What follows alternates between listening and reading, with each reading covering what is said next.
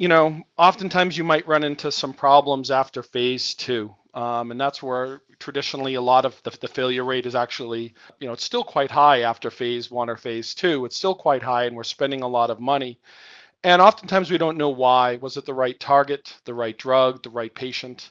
Is it the right trial design? Or maybe the protein or target just wasn't efficacious.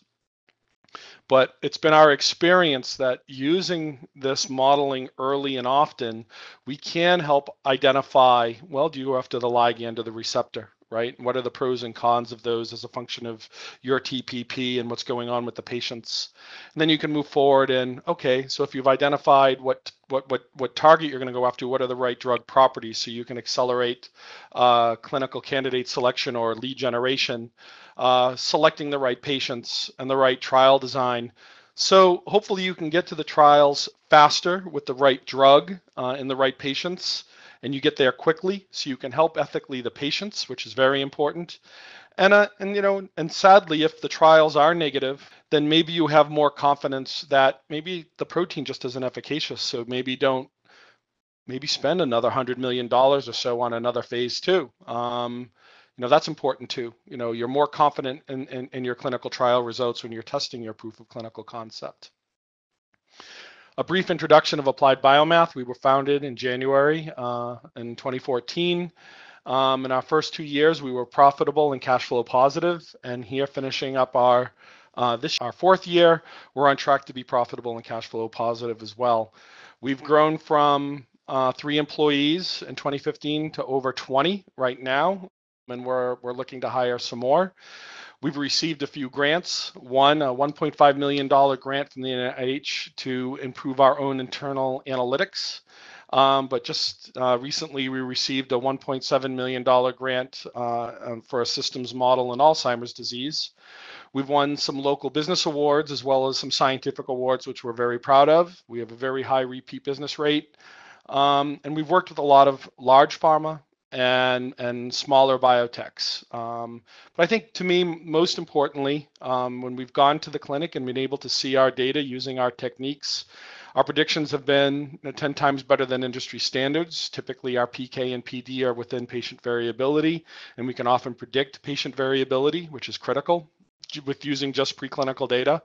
And whenever we've made recommendations to the FDA using the more mechanistic modeling, all of our recommendations have been accepted, which is exciting on the science and on the business side. So Applied Biomath, we do many different types of mathematical analyses or engineering, including bioinformatics, machine learning, or other mathematical techniques.